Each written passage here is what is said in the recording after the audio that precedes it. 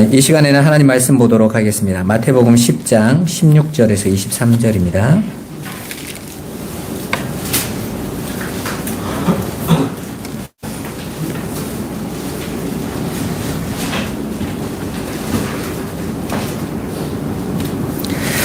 다 찾으면 우리 같이 한 목소리를 읽어보도록 하겠습니다. 보라, 내가 너희를 보냄이 양을 이리 가운데로 보냄과 같도다. 그러므로 너희는 뱀같이 지혜롭고 비둘기같이 순결하라. 사람들을 삼가라. 그들이 너희를 공회에 넘겨주겠고 그들의 회당에서 채찍질하리라. 또 너희가 나로 말미암아 총독들과 임금들 앞에 끌려가리니 이는 그들과 이방인들에게 증거가 되게 하려 하심이라. 너희를 넘겨줄 때에 어떻게 또는 무엇을 말할까 염려하지 말라. 그때 너희에게 할 말을 주시리니 말하는 이는 너희가 아니라 너희 속에서 말씀하시는 이 곧 너희 아버지의 성령이시니라. 장차 형제가 형제를 아버지가 자식을 죽는 구대에 내주며 자식들이 부모를 대적하여 죽게 하리라. 또 너희가 내 이름으로 말미암아 모든 사람에게 미움을 받을 것이나 끝까지 견디는 자는 구원을 얻으리라. 이 동네에서 너희를 박해하거든 저 동네로 피하라. 내가 진실로 너희에게 이르노니 이스라엘의 모든 동네를 다 다니지 못하여서 인자가 오리라. 아멘. 오늘은 뱀같이 지혜롭고 비둘기같이 순결하라 라고 가르쳐 주신 예수님의 말씀이 도대체 무슨 말씀인지 우리 함께 나누는 시간 갖도록 하겠습니다. 우리는 먼저 지난 시간에 성도인 우리들의 정체성이 이리 가운데 보내진 양들이다 라는 말씀을 배웠죠. 그래서 양들인 성도는 이 세상에서 이리들처럼 목자가 필요 없는 자기 힘으로 자기 행복으로 만들어가는 자들이 아니라 오직 목자만을 유일한 생명과 주로 믿고 따르며 의지하는 자들이라고 말씀드렸어요. 그 고백이 시편 18편 1절에 3절에 다윗의 시편에서 아주 잘 나와 있죠. 같이 한번 읽어보겠습니다. 나의 힘이신 여호와여, 내가 주를 사랑하나이다. 여호와는 나의 반석이시요 나의 요새시요 나를 건지시는 이시요 나의 하나님이시요 내가 그 안에 피할 나의 바위시요 나의 방패시요 나의 구원의 뿌리시요 나의 산성이시리로다. 내가 찬송받으실 여호와께 아뢰리니 내 원수들에게서 구원을 얻으리로다. 아멘. 하나님께서 이 땅에 보내신 모든 인간은 목자만을 의지하는 양이어야 돼요. 그 사실을 명확하게 깨닫게 된 다윗의 노래죠. 그래서 성도는 여호와만 사랑하고 의지하며 찬송하는 자로 완성돼 가는 것이 구원인 거예요. 그렇게 하나님의 백성은 하나님이 나의 양식이시고 하나님이 나의 피난처시며 나의 힘이시며 나의 기쁨이시고 나의 전부가 되어져야 된단 말입니다. 오늘은 그렇게 세상에서 양으로 살아가야 하는 성도들에게 예수님께서 뱀처럼 지혜롭고 비둘기처럼 순결하라 하는 말을 무슨 뜻인지, 그 말은 한마디로 말하면 양은 끝까지 양의 신분을 지켜내야 된다는 거예요. 어떠한 공격에도 이 세상의 다른 먹잇감을 찾으려고 눈을 돌리며 노려보는 사자나 그런 이리 같은 삶으로 바뀌어서는 안 된다는 것입니다. 많은 분들이 우리가 예수를 믿고 세상에서 예수를 전하기 위해서는 세상보다 더 큰 힘을 갖고 세상을 쥐락펴락해야 세상 사람들이 우리가 전하는 예수를 믿을 거라는 분들이 자꾸 있어요. 그런 힘의 원리에 입각한 복음을 세상은 환영합니다. 그렇지만 오늘 예수님의 말씀은 전혀 그렇지 않은 말이죠. 그냥 양의 삶을 살아내라. 그래서 성경에서 이기는 자라는 말이 계시록에 나오잖아요. 근데 그 이기는 자의 특성이 뭡니까? 끝까지 견디는 자예요. 그러니까 양의 자리를 지켜내는 자가 이기는 자란 말입니다. 저 이만희 같이 자기가 이긴 자라고 막 세상에 다 이길 수 있다고 이게 이긴 자가 아니라. 근데 왜 많은 분들이 왜 그런 말에 빠져드냐면요. 자기도 그렇게 살고 싶거든요. 세상에 저 이리들에게 내가 당하는 게 너무 화가 나는 거예요. 저 사자들 때문에 불안해하고 무서워하는 내 삶이 비참한 거예요. 그러니까 내가 이리보다 더 힘세지고 사자보다 더 힘세져서 저들을 확 눌러내면 하나님이 기뻐하실 것 같은 거죠. 그건 복음이 아니에요, 여러분. 그래서 사자는 항상 우는 사자처럼 삼킬 자를 늘 노려보고 다니죠. 그러면 사자가 늘 삼키려고 찾아다니는 대상이 누구겠어요? 고기는 풍성한데 힘이 없는 양떼들이겠죠. 이리들도 마찬가지입니다. 그런데 예수님은 분명히 저와 여러분을 이 세상에 보내시면서 양으로 가라라고 말씀하셨어요. 그것도 비둘기같이 순결하고 뱀처럼 지혜롭게 이렇게 말씀하셨거든요. 바로 그 뱀처럼 지혜롭고 비둘기같이 순결한다라는 그 의미가 무엇인지 저와 여러분들이 한번 살펴보시죠. 먼저 뱀처럼 지혜로워라 라는 말씀을 들으면 약간 의아하죠. 여러분들이나 우리 성경에서 보면 뱀을 지혜로운 짐승이라고 여기는 사람은 하나도 없습니다. 뱀은 항상 사악함의 대상이잖아요. 그죠? 항상 보이지 않는 곳에 다른 연약한 자의 목덜미를 무는 존재 아닙니까? 그런데 예수님이 갑자기 왜 그 뱀을 몰랐을까요? 그러지 않았을 건데 왜 뱀의 지혜를 이야기했을까요? 그래서 어떤 목사님은 뱀의 지혜로움을 막 찾아요. 뱀이 이렇게 자신의 몸을 어떻게 관리하며 막 하는데 성경은 그런 얘기 아니에요. 여기에서 말하려고 하는 것은 그렇게 뱀이 대단하다라는 것에 포커스를 둔 게 아닙니다. 여러분, 뱀이라는 동물이 그가 가지고 있는 지혜로 이 세상에 끼친 영향력, 그리고 그 역할이 제일 먼저 나온 것이 에덴 동산이었죠. 에덴 동산에서 그 뱀은 피조물의 자리에 만족하며 하나님이 만들어주심을 그 삶을 조용히 순종하고 살고 있던 하와의 마음에 파문을 일으킨 존재잖아요. 하나님이 먹지 마라 하는 선악과를 먹도록 꼬신 존재가 누구죠? 뱀입니다. 그러니까 오늘 예수님께서 말씀하시는 그 뱀의 지혜는 다른 이야기를 하고 있는 게 아니에요. 조금 더 살펴봐 보세요. 그 뱀이 하와에게 그 선악과를 들이밀면서 했던 말이 뭐였습니까? 너도 하나님처럼 될 수 있어. 내가 하나님의 종으로 살아야 할 이유가 없어. 그러니까 저 선악과를 따먹고 하나님의 손에서 해방돼라는 거였죠. 그렇게 그 지혜로 아담과 하와를 하나님과 분리시키는데 사용했어요. 다른 말로 속임수였던 거죠. 그게 실은 그 뱀의 말을 따라서 피조물인 인간이 자신의 자리를 떠나서 하나님의 자리에 도전하게 되었어요. 그 뱀의 지혜에 넘어가서, 꾀임에 넘어가서. 그게 죄였습니다. 그래서 이리들 틈에서 양으로 보내지는 제자들에게 예수님이 뱀처럼 지혜롭게 행하라라는 말씀은 반대로 말을 하면 그 마귀의 유혹에 속임수에 절대 넘어가지 말고 양의 자리에 이탈하지 말고 네가 이리처럼 돼, 사자처럼 돼, 하나님처럼 돼, 네 삶을 다른 데로 빠져나가지 말고 너는 양의 자리에 그대로 있어야 돼라는 말이 뱀처럼 지혜로우라는 말이에요. 이번 주에 저한테 문자가 한 통이 왔는데 이런 문자예요. 스팸 그 메시지 있잖아요. 외국에서 제 카드가 사용됐다면서 37만 8천 원인가 여기 뜨는 거 있잖아요. 그거 해결을 하라고 탁 하더니 제가 그걸 딱 삭제를 했거든요. 잠시 후에 외국 번호로 전화가 왔어요. 마치 너 그거 문제 있는 거야. 근데 자주 오는 전화거든요. 받았을까요? 안 받았을까요? 그냥 다 스팸 처리하죠. 왜 그걸 제가 스팸 처리할 수 있는 줄 아세요? 이미 그걸 알았기 때문에요. 그 문자의 목적이 뭔지, 전화하고 있는 내용이 왜 나에게 그 번호가 오고 있는지를 알고 있기 때문에 넘어지지 않는 거죠. 오늘 예수님이 말씀하시는 뱀처럼 지혜로라는 것은 그 이리들과 그 사자들의 세상 속에서 우리들에게 세상이 요구하는 게 뭐라는 것을 지금 가르쳐주고 계신 거잖아요. 세상은 여러분에게 이리가 되라, 늑대가 되라, 사자가 되라.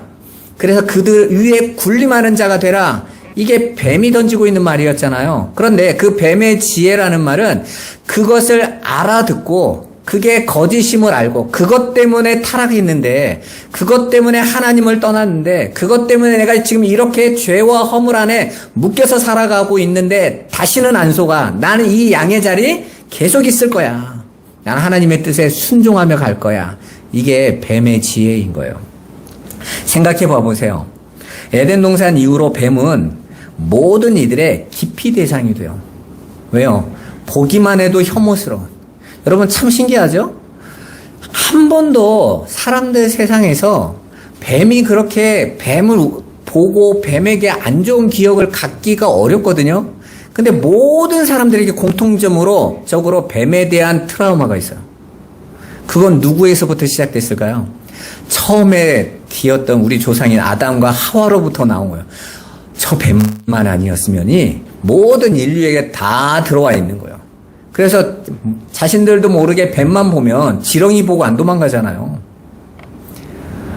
그런데 뱀만 보면 모두가 소름이 돋고 화들짝 놀라는 거예요. 같이 안 가고 싶은 짐승인 거죠.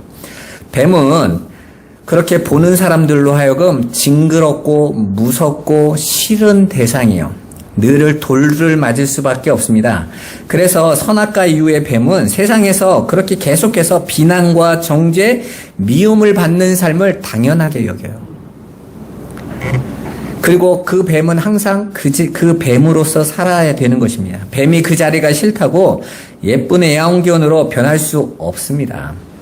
그렇게 자기 자리를 끝까지 고수하고 지키는 것을 뱀의 지혜라고 말을 하는 거예요.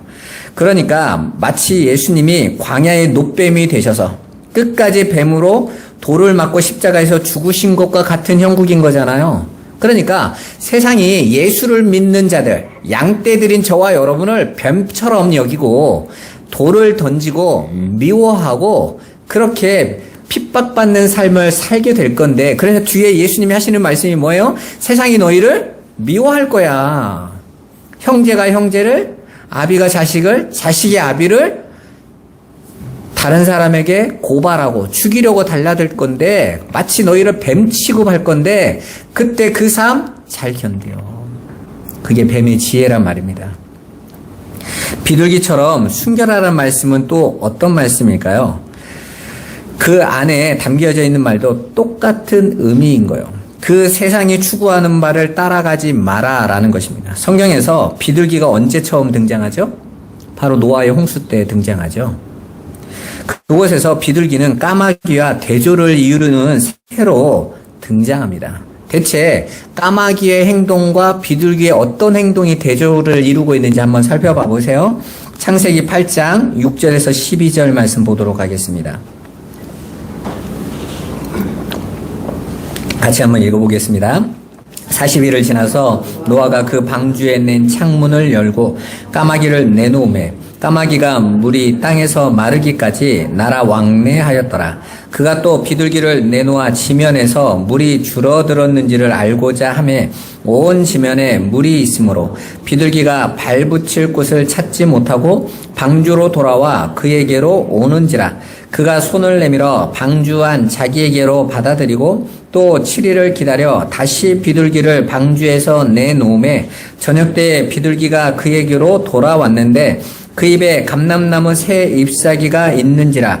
이에 노아가 땅에 물이 줄어든 줄을 알았으며 또 7일을 기다려 비둘기를 내놓음에 다시는 그에게로 돌아오지 아니하였더라. 아멘. 하나님께서 노아에게 방주를 만들라고 했는데 이 방주의 창은 하늘을 향해서만 하나가 열려져 있었어요. 그렇죠? 그래서 당연히 앞에 있는, 눈앞에 있는 환경이나 광경은 볼 수가 없었단 말입니다. 그래서 그 심판 이후에 모든 것이 죽어버린 세상 속에서 이제는 묻이 하나도 없어요. 땅이 하나도 없으니 그 땅이 있어야, 우리는 땅이 있어야 살아가는 백성들인 거잖아요. 그래서 그 땅을 찾기 위하여 노아는 물이 줄어들기를 기다립니다. 그리고 그 물이 줄어들고 묻이 나왔는지를 확인하려고 먼저는 힘 있는 까마귀를 내보낸 거예요. 그런데 까마귀가 나가서 돌아오지 않았어요. 왜 안 돌아왔을까요? 땅이 있었기 때문에 안 돌아왔을까요? 물이 마르지도 않았고 땅도 없었는데도 까마귀는 돌아오지 않았단 말입니다. 왜 그럴까요? 먹이도 없고 발붙일 곳도 없는 물로 덮여진 그곳에 까마귀가 살아남을 수 있는 방법은 딱 하나예요. 물에 죽은 것들이 떠다니고 있었기 때문이에요. 그죠? 지식이 있는, 호흡이 있는 모든 것들이 죽으면 다 물에 뜨죠. 그리고 그것들을 까마귀는 양식으로 살아가는 존재인 거예요. 그렇게 까마귀는 죽은 고기를 양식으로 삼아 먹습니다. 한마디로 하나님께서 심판하셔서 저주의 홍수로 멸절시켜버린 그 현장에서 죽은 고기를 먹는 것을 행복으로 여기고 살아가는 존재가 까마귀인 거예요. 그와 반대로 비둘기는 아무리 사체들이 물 위에 가득가득 있어도 그 죽은 고기에는 마음을 두지 않는 순종의 모습을 보여준 거예요. 그게 바로 예수님이 말씀하시는 비둘기의 순결인 거죠. 그 세상에 죽은 것 안 쳐다보는 거예요. 오늘 주인이 나에게 요구한 것, 뭇, 땅을 찾아가는 것이죠. 그리고 그 땅에 있는 감람나무 잎사귀를 가지고 옵니다. 그게 주인이 가져오라고 한 거였으니까. 땅이 드러난 것을 확인하라고 한 거였으니까. 그렇게 성도인 우리가 복음을 전하기 위해 세상에 나갈 때 우리 앞에도 세상의 수많은 죽은 먹잇감 같은 것들이 유혹의 손길을 펼쳐요. TV나 이렇게 보면 어떤 분이 그런 말씀을 하더라고요. 성공한 분들이 다 돈으로 보인다. 이 사업도 되고 저 사업도 되고 막 이것도 되고 저것도 되고 세상에 돈 벌 게 얼마나 많은데 얼마나 배부르고 성공할 게 많은데 어떻게 쉬냐. 난 1,000원짜리 하나도 함부로 못 쓰겠다. 이 1,000원 아껴서 투자를 하면 이게 1,000원이 100만 원 되고 1,000만 원 되고 집을 사고 사업이 되고 이럴 건데 나는 그것도 못 써. 그런 사람들을 세상에서는 어떻게 하죠? 박수 쳐줍니다. 와, 대단하다. 야, 어떻게 저런 눈이 열릴까? 나 좀 가르쳐 주세요. 그런 사람들의 강연회를 열면 막 돈을 내고 들어가서 나도 좀 알려주세요 하는 사람이 드글드글해요. 그런데 그런 죽은 시체를 뜯어먹는 삶을 가르쳐 주면 세상에서는 인기를 얻는다고요. 그런데 오직 예수 그리스도와 하늘의 것, 그 뭇, 하나님의 백성들이 거할 하나님의 그 땅을 얘기하는 비둘기의 이야기를 누가 듣습니까? 지주제나 알지. 누가 감람나무이 필요하대? 누가 땅 필요하대? 나는 고기로 살아야 돼. 이런 존재들로 세상은 살아가고 있는 거예요. 그런데 하나님께서는 우리들에게 그 비둘기의 순결함처럼 그 세상의 죽은 먹잇감의 마음을 빼앗기지 말고 그것을 양식으로 그걸 복이라고 여기고 덕석 집어먹고 살아서는 안 된다라고 지금 말씀하고 계시는 거예요. 오늘날 많은 신자가 이 세상에 보이는 것들이 하나님의 주신 복이라고 자랑하고 그걸 증거라고 내놔요. 그것들을 누리는 삶이 진짜 복된 삶이라고 주장하는 것입니다. 그러나 그 세상에 있는 어떤 것 단 하나도 분명히 하나님이 말씀하셨어요. 하나님의 사랑이 그 안에 없다라고 선언하셨단 말이에요. 요한일서 2장 15절에서 17절 말씀 같이 한번 읽어보도록 하겠습니다. 이 세상이나 세상에 있는 것들을 사랑하지 말라. 누구든지 세상을 사랑하면 아버지의 사랑이 그 안에 있지 아니하니 이는 세상에 있는 모든 것이 육신의 정욕과 안목의 정욕과 이생의 자랑이니 다 아버지께로부터 온 것이 아니요 세상으로부터 온 것이라. 이 세상도 그 정욕도 지나가되 오직 하나님의 뜻을 행하는 자는 영원히 거하느니라. 아멘. 여러분 봐보세요. 하나님 위에 다른 것들, 곧 이 세상 사람들이 목을 메고 쫓아가는 그런 세상의 쾌락, 만족, 배부름, 성공, 자랑, 그런 사람, 그것들은 힘들은 모두 하나님이 주신 것이 아니라고 그러잖아요. 여기에서 세상에 있는 모든 것이라는 헬라어 이 파스라는 단어는요, 단 한 개도 빠져나가지 않는 전부를 가리키는 거예요. 그러니까 우리가 보고 있는 그 세상에 있는 전부가 다 단 하나도 예외 조항이 없이 하나님의 사랑은 거기에 없다라고 요한이 외치고 있단 말입니다. 제가 전에 여러분에게 몇 번 말씀했던 장로님이 계시는데 굉장히 성공한, 그래서 그 일본계 회사에서 대표이사로 이제 올라가 계시거든요.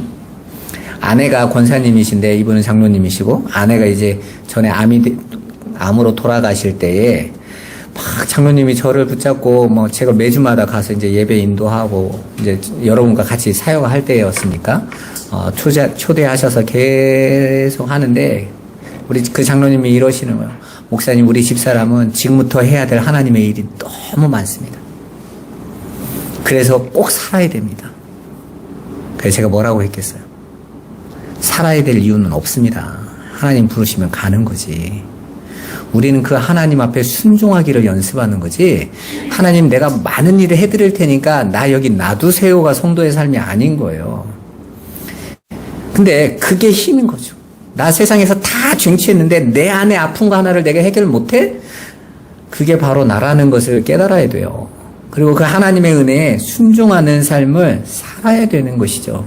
그런데 우리는 그 세상에 있는 것들이 하나님의 사랑을 보여줄 수 있다라는 사람들을 즐거워하고 반긴다니까요.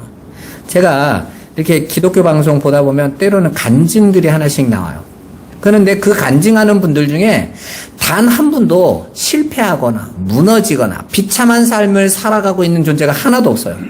의사가 됐든지 변호사, 검사, 대기업이나 작은 기업의 회사의 사장이라 할지라도 모든 사람이 보면 다 부러워하는 존재들이 나와서 간증을 해요. 나와서 내가 옛날에는 힘들었었는데 예수 믿었더니 이렇게 승승장구 만사형통 성공하는 삶, 모든 사람들이 인정해주고 병도 다 낫고 건강하고 다시 세상의 인기를 회복한 삶은 내가 누리고 있습니다. 하나님의 은혜입니다 라고 말을 해요. 그럼 다 박수치고 멋있다고 하고 하나님의 축복을 받으셨군요 이렇게 이야기들 합니다. 정말 그게 하나님이 원하시는 걸까요? 하나님은 그 세상에 양들을 세우고 싶어 하실 거예요. 나사로를 세우고 싶어 하실 거예요. 내가 예수를 믿고 나서 하나님께서 내 삶에 남아있는 세상에 대한 미련과 찌꺼기까지도 다 긁어내시더라. 그런데 나는 그럴 때마다 도망가고 싶었고 하나님을 원망하고 버려버리고 싶었는데 하나님이 그 은혜의 손으로 나를 붙잡아 주셔서 오늘도 내가 이 길을 묵묵하게 걸어갈 수 있으니 하나님이 얼마나 나를 사랑하시는 거냐. 이렇게 말을 하면 모든 사람들이 외면할 겁니다. 저 아무것도 없는 게. 그래서 심지어는 어떤 목사님은 그러잖아요. 나사로의 삶도 그렇게 살면 안 된다 이렇게. 그건 나사로를 말씀하신 예수님을 모욕하는 거잖아요. 사실 이 땅에서 그 삶, 그 세상에서 쳐다보지 않고 비난과 조롱을 받으면서 무시당하면서도 그 삶을 묵묵히 걸어가셨던 분이 누구시죠? 예수님이셨잖아요. 예수님이 그 복음을 전했을 때 공회에서 니고데모가 이렇게 말을 하죠. 우리 율법은 사람의 말을 보지도 않고 그 사람을 보지도 않고 정죄하느냐? 이렇게 말을 하니까 그 공회원들이 뭐라고 말합니까? 나사렛에서 무슨 선한 것이 나올까? 그러잖아요. 그냥 나사렛 출신이라는 것 자체만 해도 너는 메시아의 자격이 없어. 그리고 너희 부모가 가지고 있는 재산, 네가 배운 학력, 네가 가져온 삶, 네가 가지고 있는 형제들 그 배경밖에 없는데 네가 무슨 일을 한다고 세상은 그렇게 얘기하잖아요. 예수님이 거기 앞에서 너희들 날 무시했어? 내가 뭐 힘을 보여주지 이러시던가요? 그냥 묵묵히 그 길을 걸어가신단 말입니다. 그들이 요구하고 있는 그 죽은 먹잇감을 가져오지 않아요. 그것으로 자기를 증명하지 않는단 말입니다. 여러분, 오늘날 성도는 그 세상에서 뱀같이 지혜롭고 비둘기같이 순결함으로 복음을 전하는 양들인 거예요. 이리가 돼서 사자가 돼서 세상을 윽박지르는 존재들이 아닌 거예요. 오늘날 교회들이 자꾸 교회를 키워야 될 이유 크게 짓고 성도들이 많아야 정치인도 오고 경제인도 오고 연예인도 와야 하나님의 영광이 더 많아진다고 그러는데 성경 어디에 그런 내용이 있습니까? 오히려 예수를 믿었더니 그들이 그 세상의 힘으로 여기고 있던 것들이 하나하나씩 하나님의 손에 의해서 끊어져 나가는 것이 신앙의 현실인 거잖아요. 그 가장 대표적인 예배가 바울 아닙니까? 예수를 만나서 욕먹고 예수를 만나서 돌먹고 예수를 만나서 고난당하고 예수를 만나서 감옥에 갇히고 비난과 조롱과 자기를 죽이겠다는 사람이 40명이나 밤낮 쫓아다니던 인생을 살았단 말이에요. 그런데 바울이 뭐라고 말합니까? 나는 내게 능력 주시는 자 안에서 나는 괜찮아. 하나님께서 나를 이길 힘을 주시니 아무런 문제도 없어 그러잖아요. 오히려 자신을 걱정하고 있는 빌립보 성도들에게 빌립보서 4장 6절 7절 말씀에 이렇게 말합니다. 아무것도 염려하지 마. 모든 일에 기도와 간구로 너희 구할 것을 감사함으로 하나님께 아뢰라. 그래야면 그리스도 예수 안에서 하나님의 평강이 너희 마음과 생각을 지켜주시리라. 마음을 지켜주시냐. 너희 삶을 다 바꿔주시는 게 아니라 네 마음을 지켜서 어떻게 살도록 뱀같이 지혜롭고 비둘기같이 순결하게 살 수 있도록 네 마음을 지켜주실 거야. 평안하게 흔들리지 않게. 그게 양들인 거예요. 그러니까 비둘기같이 순결한 하나님의 양들은 이 세상의 죽은 시체 같은 것에 자꾸 마음을 빼앗기면 안 되는 거예요. 그런데 사실 우리가 현장에 딱 나가보면 돈 많은 사람이 더 멋있어 보이고 좋은 차 타고 좋은 집 있고 그런 사람들이 세상 사람이 인정받을 때마다 한켠에서는 내가 정말 잘 가고 있을까라는 염려가 되잖아요. 그래서 하나님께서 여러분을 성령으로 붙잡아 주시는 여러분의 마음과 생각을 지켜주시는 거예요. 흔들리지 말라고. 그렇게 죽은 시체로 가득한 세상으로 나가는 전도자인 성도들은 뱀의 속임수에 넘어가지 않는 지혜가 필요하고 양의 신분으로 이리에게 잡아먹혀야 되는 거예요. 비둘기의 순결함으로 세상의 죽은 고기에 관심을 두지 않는 자로 세상에 보내진 거예요. 여러분, 그게 정말 잘 됩니까? 안 되죠, 여러분. 흉내는 낼 수 있지만 사실은 안 되는 거예요. 그래서 주님이 저와 여러분의 삶에 개입하셔서 이리 앞에서 사자로 변하지 않고 그 사자가 되려는 그 욕망을 끊어내는 거예요. 그래서 여러분들이 때로는 세상에서 머리가 되고자 할 때 하나님께서 내려오게 하시는 거예요. 그게 형통인 것입니다. 세상의 죽은 고기를 집어먹으려고 하는 우리들의 시도들을 원천봉쇄해버리세요. 그래서 여러분들이 때로는 성도인데 하나님 앞에 기도하면서 이거 가지고 하나님께 영광 돌릴게요 하는데 막아버리시는 것입니다. 제가 전에 회사 다닐 때 알던 형님이 같이 신앙생활을 잘하던 분이 있었거든요. 근데 이제 회사를 그분이 그만두고 이제 학원 버스 이렇게 운전하고 이런데 그것도 힘들잖아요. 처음에 옛날에는 학원 버스가 잘 됐는데 점점점 힘들어지니까 이 형님이 한번 그러다가 갑자기 나한테 전화 와가지고 밥을 먹자는 거예요. 그래서 밥을 맛있는 걸 사주면서 자기를 위해서 기도해달래. 제가 그때 신학을 하고 있었는데 내가 너의 기도하면서 너의 신학하고 이러는데 후원자가 되도록 하나님 마음을 주셨다라는 거예요. 그러면서 자기를 위해서 기도해달라고 그러더라고요. 그래서 제가 혹하잖아요. 그거 힘든 전도사 생활에 후원해준다니까. 그때 기도 제목이 뭐냐면 술집을 해야 되겠대요. 술집이 돈이 제일 잘 번다고. 그래서 기도 받고 기도 속에서 술집을 해서 성공해서 하나님의 일을 하겠다는 거예요. 내가 지금 밥을 먹다가 토할 뻔했거든요. 그래서 제가 이런 얘기를 했어요. 무디라는 전도자가 있을 때 형 이런 일이 있었어. 시카고에 굉장히 큰 당구장이 1층에서 5층까지 전층을 당구장으로 사업가가 만들어 놓고 무디를 그 오픈 행사에 초대했어. 왜? 무디가 거기서 가장 유명한 사람이었어. 무디가 와서 기도해주면 다 될 것 같았던 거죠. 근데 무디가 이렇게 편지를 보냈대. 내가 하나님이 보내지 않으시면 나는 안 갈 거고 내가 안 가면 망할 겁니다. 이렇게 얘기를 했대. 그리고 나서 망했대. 내가 형을 위해서 형이 주는 그 용돈을 위해서 내가 기도하지 않을 거고 형이 하면 망할 거야. 그때 형이 일어나면서 그러더라고요. 네가 그 소리 할 것 같더라고. 그러고 안 하더라고요. 자기가 봐도 찝찝한 거잖아요. 자기도 예수 믿는데 사람들 술 취하게 만들어서 그 돈을 가지고 하나님의 일을 하겠다? 자기가 봐도 영 찝찝하니까 전도사 하나를 끌어들여가지고 뭔가 합법적인 하나님의 허락받은 것 같은 마음을 갖고 싶은 거예요. 여러분 그게 실은 성도들의 욕심들 아닌가요? 목사님 불러서 기도 한번 받지만 실은 내 마음은 세상에 죽은 고기들을 많이 갖고 싶은데 목사를 끌어와서 축복기도 한번 받음으로 하나님의 허락하심 같은 마음을 갖고 싶은 거잖아요. 근데 여러분들은 이미 마음이 거기에 있음을 여러분들이 더 잘 알고 있지 않습니까, 여러분? 여러분, 하나님은 성도들에게 그러한 모습을 통해서 이게 네 모습이잖아. 원래 너잖아. 라고 드러내시는 거예요. 그래서 때때로 우리가 계획하고 시도하고 있는 것들을 하나님이 문을 막아버리시기도 하시고 우리가 이 세상에서 두들겨 맞고 있는데도 말려주시지도 않는 겁니다. 왜냐하면 그렇게 양으로 살라고 세상에 보내셨으니까. 양은 그렇게 이리에게 잡아먹혀 죽음으로써 세상의 심판에 참여하는 자라는 것을 알려주시는 거예요. 봐보세요. 예수님이 세상의 심판자라고 했습니다. 그죠? 그러면 성도들은요. 성도도 예수와 함께 세상을 심판하는 자들이래요.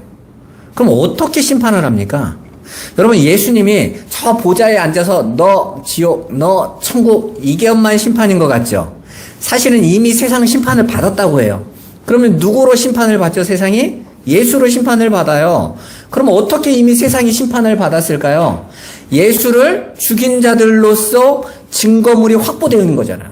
여러분, 우리가 경찰에서 범인을 잡을 때 가장 중요한 게 뭐죠? 증거예요, 증거물. 증거물을 확보하는 거죠. 하나님께서 이 세상을 정죄할 때 세상이 대체 우리가 뭘 잘못했다고 우리를 지옥을 보내십니까? 라고 말할 때 하나님께서 내놓는 증거물이 뭐예요? 너희가 내 아들 죽였잖아. 너희가 하나님 죽였잖아. 너희가 메시아 죽인 자들이잖아. 너희에게 진리를 말하고 옳은 법을 말을 해줬는데 너희들은 그거 안 지키겠다고 그거 말하는 내 아들 죽여버렸잖아. 그게 증거물인 거 아닙니까? 뿐만 아니라 그 아들들로 맏아들이신 예수 안에서 함께 아들된 자들이 이 세상에 똑같이 양들의 삶을 살아갈 때 이리떼들이 여러분들의 목더름미를 물고 여러분들을 뜯어먹으면서 자신들의 배를 떵떵거리면서 이게 행복이야 할 때 하나님께서는 너희가 내 아들 죽인 자들이 맞잖아 하고 심판하신단 말이에요. 그래서 여러분들도 세상의 심판자들로 서 있는 거예요, 여러분. 그런데 심판자들인 여러분들이 똑같이 이리같이 살아버리면 이리때가 그 안에 올 수 있겠냔 말이에요. 전에 고 이어령 장관이 자신의 기독교를 욕할 때 그랬죠. 무신론자였을 때. 내가 기독교인들이 제일 싫은 이유. 이것들은 자신들이 하늘의 것을 이미 가졌다고 하늘의 유산을 가진 자들이라고 자랑하면서 땅의 것들조차도 다 가지려고 욕심을 낸다. 우리는 하늘의 것이 없어서 땅의 것으로 아둥바둥 이거라도 이 잠깐의 삶의 생활 속에서라도 좀 살아보려고 하는데 그것까지도 지들이 다 가겠다고 하니 이렇게 이기적이고 악한 인간들이 어딨냐 그래. 그러니까 오히려 이리들이 양들에게 화를 내고 있는 거죠. 왜? 양들이 양들의 삶을 사는 게 아니라 사자 같은 삶을 살겠다고 나서니까 이리들의 눈에는 화가 나는 거예요. 그런 예수 안 믿어 그랬단 말이에요, 그분이. 그런데 말년에 이제 자신의 딸을 통해서 목사님이었잖아요. 예수님을 알고 나서 내가 하나님을 정말 몰랐다. 나 같은 게 뭐라고 하나님을 감히. 그러는데 그런 하나님을 비웃고 조롱하던 나를 불러주시니 얼마나 감사하냐. 이분은 교회에서 세례받기 3년 전부터 글을 쓰시거든요. 자기가 어떻게 하나님 앞에로 돌아가게 됐는지 모든 친구들이 너무 궁금해한대요. 우리나라에서 최고의 무신론자의 대표였는데 그러면서 자기가 세례받기 3년 전부터 쓴 책이 지성에서 영성으로거든요. 하나님 앞에서 자신의 생각이 왜 바뀌어갔는지, 왜 하나님만이 옳은지, 왜 그 말씀만이 진리인지. 지금 하나님은 땅의 일을 얘기하시는 게 아니구나. 하늘의 얘기를 얘기하셨구나.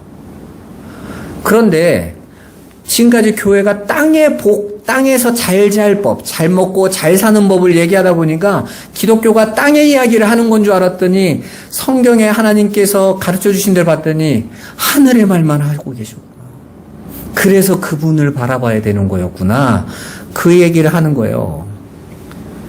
여러분, 바로 그 삶을 여러분들에게 살아내라 라고 오늘 예수님은 말씀하고 계세요. 왜요?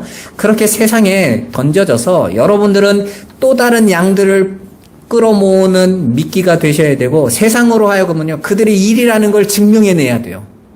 너희가 일이 때야 라는 것을 증거물로 여러분들이 하나님 앞에 가지고 내셔야 되는 거예요. 하나님은 여러분들을 통해서 세상이 이리 때임을 증거내야 하시겠다라고 지금 하고 계시는 거니까. 그래서 여러분들에게 그 양의 자리를 잘 지키고 있어라 라고 말씀하고 계시는 거예요. 그렇게 뱀의 지혜와 비둘기의 순결은 어려움과 고난의 현장에서도 제자리를 떠나지 않는 순종을 말하는 거예요. 그래서 주님은 본문 18절에 총독들과 임금들 그리고 이방인들에게 넘겨질 때 말할 것을 준비하지 않아도 된다고 말씀하신 것입니다. 왜요? 성령이 말하게 하실 거라는 거예요. 여러분들이 삶 속에서 여러분의 연약함을 가지고 궁지에 몰리게 되면 사실은 자신의 할 말을 다 못하죠. 왜요? 나도 그 세상의 논리 속에 들어가 있었기 때문에 자격 없다고 여겨요. 보통 추석이나 명절 때 가족들한테 큰 소리 치는 사람은 돈 많은 사람이에요. 잘 나가는 사람, 자식이라도 잘 되는 사람이에요. 그런데 여러분들을 그런 삶이 아니라 여러분들의 삶을 하나하나씩 쪼개내는 하나님의 자녀의 삶을 살아냈을 때에 여러분들의 가족이나 형제들이 봤을 때는 보잘것없고 힘없는 모습이거든요. 우리는 그런 것에서 위축이 돼서 감히 내가 예수를 전하면 예수가 부끄러움을 당할 거라고 착각할 때가 참 많아요. 내가 너무 못나고 부족한데 내가 이 복음을 전하면 내 병 걸리고 힘없고 약하고 이렇게 초라한 모습 속에서 복음을 전하면 복음이 부끄러워질 거라고 생각하죠. 천만의 말씀이에요. 복음은 거기에 아랑곳하지 않아요. 성령이 말씀하시겠다라는 건 두려워하지 말라는 거예요. 네가 맞다라는 거 얘기해 주겠다라는 것이죠. 바울이 쇠사슬에 묶여서 벨릭스 총독에게 앞에 갑니다. 그래서 벨릭스 총독이 워낙 바울이 유명하니까 이야기를 들어보려고 해요. 그래서 바울이 복음을 전하죠. 벨릭스 총독이 뭐라고 말합니까? 네가 너무 책을 보더니 미쳤구나. 그러고 네 꼬라지를 봐. 쇠사슬에 묶여서 감옥에서 매 맞고 저렇게 너를 죽이겠다는 사람이 드글드글 하는데 너 지금 너 자랑하고 있는 거야? 이 모자란 인간아? 그랬을 때 바울이 뭐라고 말합니까? 내가 전혀 부끄럽지도 않고 내가 쇠사슬에 매인 거 외에는 당신이 나같이 됐으면 좋겠습니다. 로마서의 시작이 어떻게 됩니까? 내가 복음을 부끄러워하지 아니하노니 이 복음은 모든 믿는 자에게 구원을 주시는 하나님의 능력이라. 첫째는 유대인에게 또한 헬라인에게로다. 복음의 능력을 나는 전혀 부끄러워하지 않는다.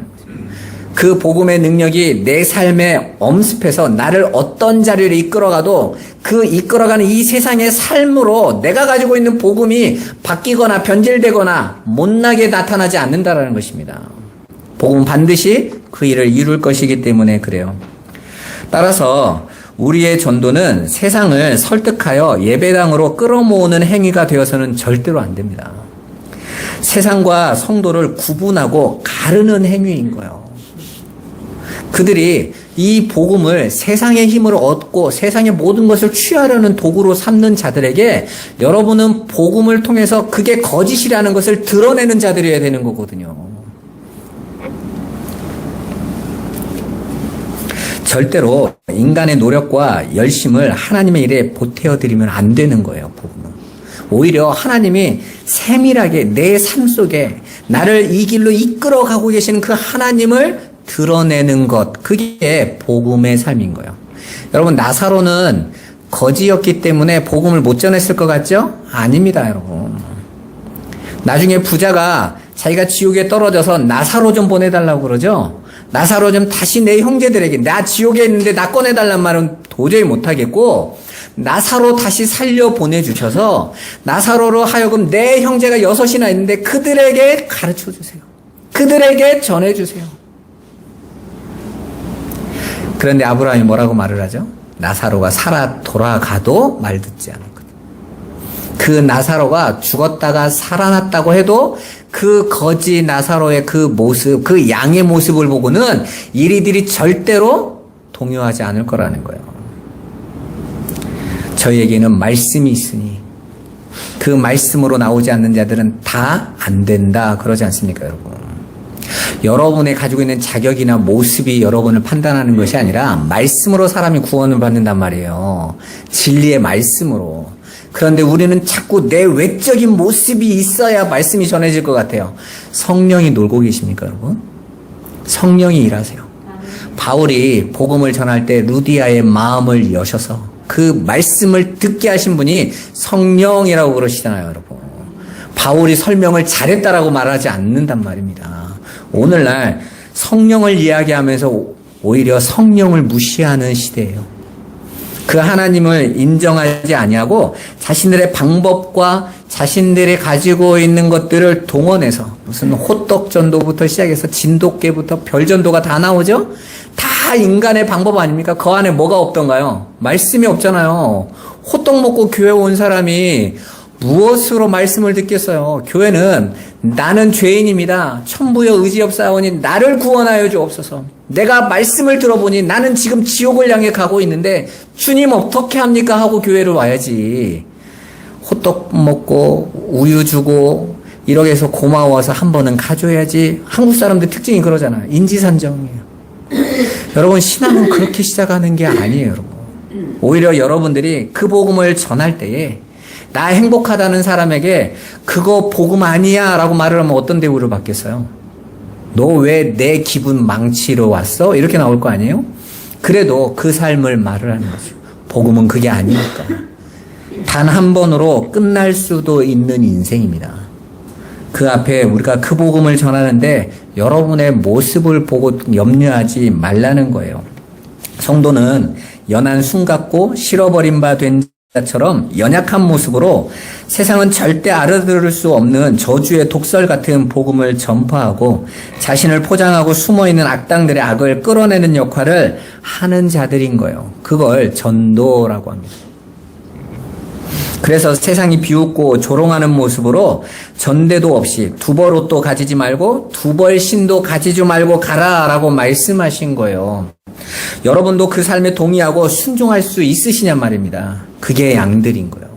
아니, 처음에는 그게 동의가 안 됐지만 하나님의 말씀에 점점점 나아가면서 우리가 그 이리의 가죽을 하나하나 벗겨내가면서 이제는 양의 본연의 자세로 돌아가서 하나님께 순종함으로 하나님 앞에 나가는 자들이 성도들인 거예요. 결론을 말씀드리겠습니다. 뱀처럼, 비둘기처럼, 양처럼, 예수님처럼 가셔요. 그게 승리하고 이기는 삶입니다. 승리하시기를 주님의 이름으로 축원합니다. 기도하겠습니다. 살아계신 하나님, 예수님께서 우리를 이 세상에 양들로 보내시고 그 이리들에게 공격당하고 조롱받고 미움받는 삶 속에서 오히려 뱀같이 지혜롭고 비둘기같이 순결하라 말씀하시고 양의 자리를 지켜라, 끝까지 견뎌라 라고 말씀하시는 주님의 뜻을 우리가 알게 하심을 감사합니다.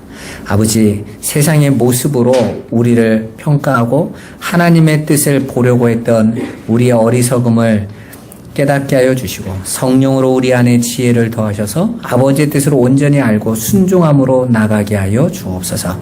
그리고 그 복음만을 온전히 전하는 자로 아버지의 뜻에 온전히 순종하고 믿음으로 나가는 자 되도록 우리 성도들의 길을 인도하여 주옵소서. 예수 그리스도의 이름으로 축복하며 기도드리옵나이다. 아멘.